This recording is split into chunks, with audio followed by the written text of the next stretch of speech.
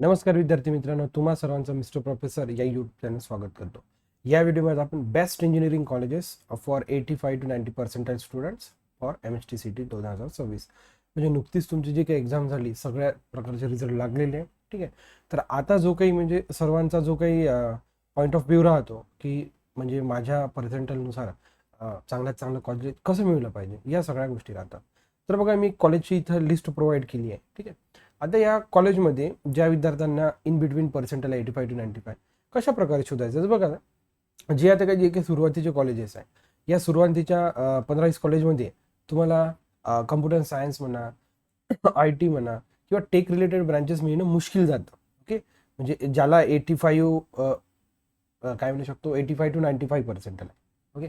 परंतु ज्याला 95च्या जवळपास किंवा 95 अबाव पर्सेंटेज आहे अशांना इथं 101% मिळते. ओके. मग आता अशा वरच्या कॉलेजेसमध्ये कोणाला मिळू शकतं जो ऑर्फन आहे. इथं लक्षात. ओके. म्हणजे त्याची विशिष्ट कॅटेगरी राहते. डिसेबिलिटी झालं, ऑर्फन झालं. तर बघा जसं की आपण DY पाटीलमध्ये बघूया. आता DY पाटीलला म्हणजे कुठल्या विद्यार्थ्यांना ऍडमिशन मिळू शकतं. ठीक आहे. बघा लिस्ट आपण अशी बनवलेली आहे. सर्वप्रथम तुम्ही बघू शकता DY Patil. After that government engineering कराडचं, विद्यालंकर इन्स्टिट्यूट मुंबईचं, government college of engineering Chhatrapati Sambhajinagar. ठीक आहे.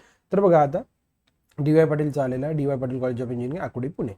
आता बघा इथं सिव्हिलसाठी काही प्रॉब्लेम नाही. जनरल ओपनचा जो काही कट ऑफ आहे तो 91.05 आहे. म्हणजे ज्या विद्यार्थ्याला म्हणजे अबाव 90.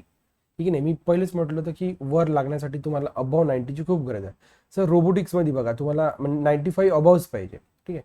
मग बाकी जो कॅटेगरी आहे त्याला 95च्या आतमध्ये राहिलं तरी चालते. बघा जसं की इथं SC बघा, ST बघा, आफ्टर दॅट NT1 बघा, आफ्टर दॅट NT2 बघा, VJ बघा, ओके, ST बघा, SC बघा, या सर्वांना 90च्या आत होतं त्यांचं जमून गेला.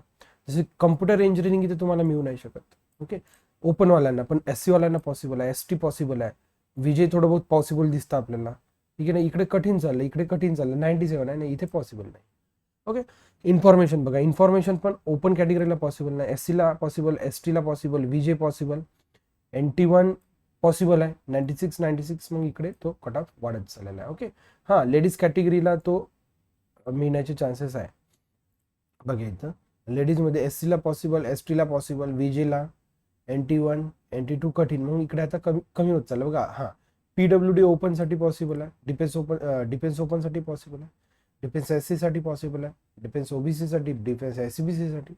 अशा प्रकारचं तुम्हाला इथं रिसर्च करावं लागणार आहे. स्वतःच करायचं आहे सगळं. ठीक आहे.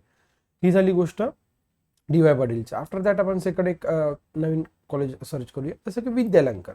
तर विद्यालंकरमध्ये कोण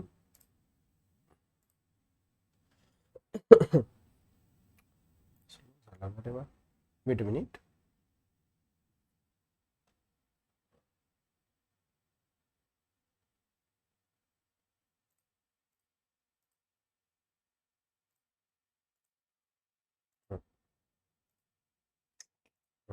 चला आता आपण विद्यालंकर सर्च करूया.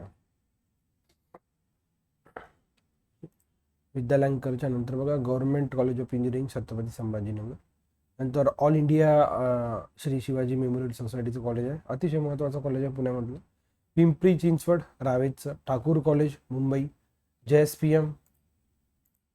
आफ्टर दॅट एंजल सोसायटीचे हे सगळे मग मायनॉरिटीचे कॉलेजेस आहे. LIT Nagpur, government college of engineering Nagpur, DY Patil Unitech त्याच्या सोसायटीचं आहे, MIT. तर बघा विद्यालंकरमध्ये बघा बघा इथं जनरल ओपनला पॉसिबल नाही, SC ला पॉसिबल दिसतं, कठीण आहे थोडं, पण ST नक्कीच लागतो, VJ नक्कीच लागतो. बाकी इकडे मग तुम्हाला कठीण दिसतं. आफ्टर दॅट इकडे लेडीज कोट्यामध्ये बघा ओपन पॉसिबल नाही, SC पॉसिबल आहे, ST पॉसिबल आहे, VJ आहे, NT1 NT2 इथपर्यंत पॉसिबल दिसतं. येतं लक्षात. मग इकडनं तुम्हाला कठीण जातं. इथे डिफेन्सच्या सिस्टममध्ये सगळ्याला पॉसिबल दिसतं. ठीक आहे. हे कम्प्युटरसाठी होतं. इन्फॉर्मेशन पण इथे तुम्हाला पॉसिबल दिसत नाही. ENTC बघा 95 पॉईंट समथिंग आहे, थोडंफार कठीणच जातं. परंतु बाकी SC ST झालं, VJ झालं, ओके, या इथे यांना पॉसिबल दिसतं. याच्या लक्षात. ENTC बायोमेडिकल पण मिळून जाणार ओपनपासून. ओपनला मिळालं म्हणजे बाकी सगळ्यांनाच मिळालं. त्या लक्षात. ओपनला जर मिळालं तर बाकी सगळ्यांनाच मिळालं. याच्या लक्षात. विद्यालंकरचं इलेक्ट्रॉनिक्स अँड कम्प्युटर सायन्स बघा, ज्या विद्यार्थ्याला प्युअरली कम्प्युटर सायन्स मिळत नाही तो इलेक्ट्रॉनिक्स अँड कम्प्युटर सायन्स बऱ्याच ठिकाणी ट्राय करतो. जसे की जनरल ओपनला इथं पॉसिबिलिटी आहे परंतु कमी आहे, परंतु SC ST जर बाकींचा जर विचार केला तर इथे मिळण्याचे चान्सेस तुम्हाला दिसतात. ठीक आहे, अशा प्रकारे आपण विद्यालंकरचं सर्च केलेलं बघितलं आहे. जसं आता आपण नेक्स्ट SGS बघूया. नांदेड मराठवाड्यातले अतिशय महत्त्वाचं कॉलेज.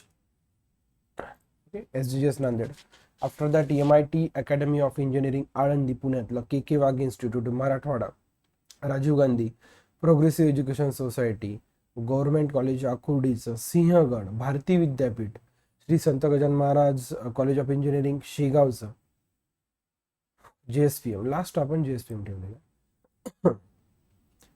JSPMच्या वर टेरणा दिसतं. GH रायसोनी मायनॉरिटीचं कॉलेज आहे. महात्मा एज्युकेशन सोसायटीचं, KE सोसायटीचं बघा. आता SGS मध्ये बघा, सिव्हिलला जनरल ओपनला पॉसिबल आहे, म्हणजे बाकी सगळ्यांना पॉसिबल. कम्प्युटर सायन्स बघा थोडं म्हणजे 95 ज्याला आहे त्याला इथं थोडं कठीण जातं, परंतु कॅटेगरीवाल्याला जमू शकतं. बघा SC ST पॉसिबल, 94 पॉसिबल, इथपर्यंत पॉसिबल आहे. हाही पॉसिबल आहे. दॅट इकडे कठीण वाटतं. हां, जनरल LST पॉसिबल आहे. इन्फॉर्मेशन बघा 0.75 पुढेच आहे कट ऑफ, परंतु कॅटेगरीसाठी काही कॅटेगरीसाठी पॉसिबल राहू शकतं. इलेक्ट्रिकल बघा जनरल ओपनलाच पॉसिबल आहे, त्याच्यामुळे बाकी सर्वांना पॉसिबल आहेच.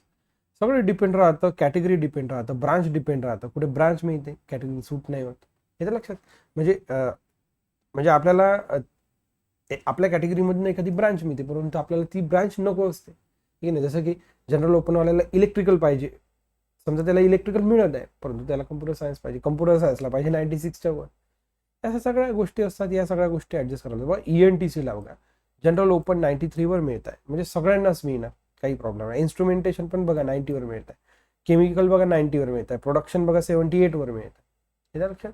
मेकॅनिकल बघा 89 वर मिळतात. टेक्सटाईल बघा 81 वर मिळतात. फक्त इथं पॉसिबिलिटी कम्प्युटर आणि जे काय IT टेक रिलेटेड ब्रांचेस होत्या त्या म्हणजे 95 वर आपल्याला मिळताना दिसत नाहीये, ठीक आहे.